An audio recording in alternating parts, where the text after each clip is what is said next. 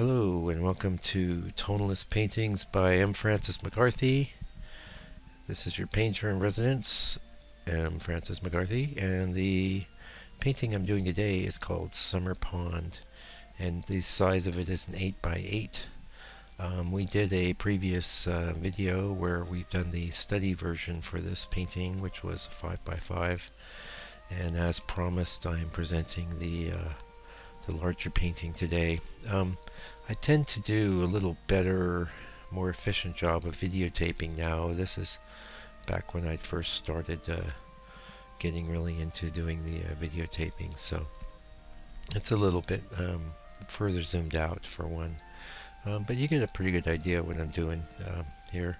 As a matter of fact, you can see right now I'm working on my my burnt sienna ground, which is basically the wood panel's been tinted with, in this case, a sanding sealer that I've added some burnt sienna to, and I'll let that dry. That's acrylic, of course. I'll let that dry, and then I go in and do my drawing, which you can see I start with a very light wash of sienna, which is basically just medium that's been tinted very lightly with oil paint, and then as you can see right now I'm coming in with a it's actually a mixture of phthalo green with burnt sienna. Now the burnt sienna that I use is not just any old burnt sienna.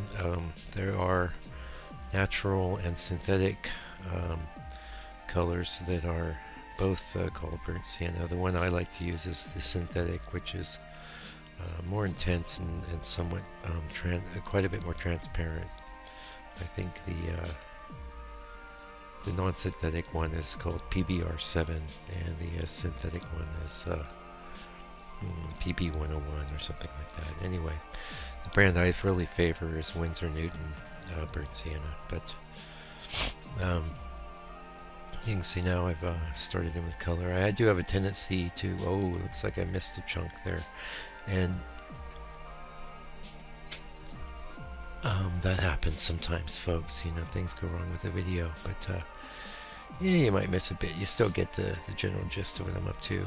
I do like to paint the skies in first, as you can see, and then this, what I'm doing now is going in with my darkest values in the landscape itself. This is my most favored way to work, but sometimes I do the opposite, where I'll just do a tone or a wash of the greens, reds, or whatever other color that are in the landscape, and then I'll come in with darks on top, which is something I started doing occasionally after sort of coming up with that method after doing the 100 Days of Tonalism, which those of you that follow this video channel on YouTube and my blog at M. Francis McCarthy at Blogspot or landscapepainter.co.nz will be familiar with that.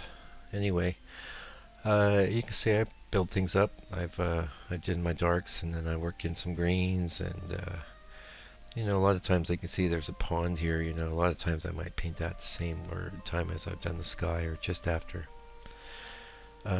Anyway, I did promise to show you guys a study which we did Wednesday, a few days back, and couldn't get to the larger version Friday because I went to an art opening here in Whangarei, New Zealand, and today I've gone up and done some traveling around in the north, but I'm back, and we're working on, it looks like we missed another chunk of the painting process, but here you can see I'm going in and actually doing my what I call my second pass, and you can see that I've done some, what I'm doing right now is I'm actually glazing with black in the sky and on the bottom of the ground, and I'm very keen on that. Now I'm coming in with the yellow, and that just gives, sort of evens out some of the highlights, which I will tend to bring back up. And this is a technique that I sort of developed after reading the biography of George Inness by his son, George Inness Jr. We all wish that book had a lot more talk about the way that George Inness Sr. painted, but there's only a little brief mentions of what he would do, but one of the things he would do the whole painting, and then he'd go in and glaze it. Sometimes he'd run a color over the entire thing and then start bringing things back up. And this is how you develop a lot of richness in your work above and beyond what you could do with just one opaque coat. And the other reason I like to get in and do this second color pass is not just to develop the painting or add detail, but to get into certain textural effects, dry brushing effects, and it's just kind of, you know, easier to paint certain things when the painting is dry. So this is really the first time that I'm talking about my process while the video is playing, but you can see here how I'm bringing up the lightest bits of where the sun's hitting the clouds right now, and just giving the painting extra punch.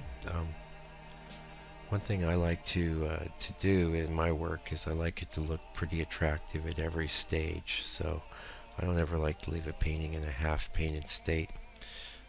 You know, the drawing's one stage and that's completed, and then my first color is one stage and that's completed, then the second color, another stage that's complete, and then in some cases I've been doing 3 stages on my most recent work. But you can see here how, you know, you can, the idea is not to overwork things, and in fact that's what I'm going to be talking about in the blog post that goes with today's video, is how I prefer to indicate rather than delineate. So if you're interested in hearing about my philosophy in that regard, you can tune into the blog and read that, and hopefully you know, it'll resonate with you as well. A little bit about this painting. I'm pretty fond of it. I've kept it. I have it in my living room. It's one of the ones that's in my collection, and it's a good one to start these new series of blog posts with, and I hope you agree. Anyway, you can see we're getting close to the end here, so thanks for joining me for the larger version of Summer Pond, and come back next week. We'll have another little study for you. I don't know exactly what it's going to be, but it'll be great, and we look forward to seeing you then. Thanks for joining me today. Meanwhile, take good care, stay out of trouble, and we'll see you next week.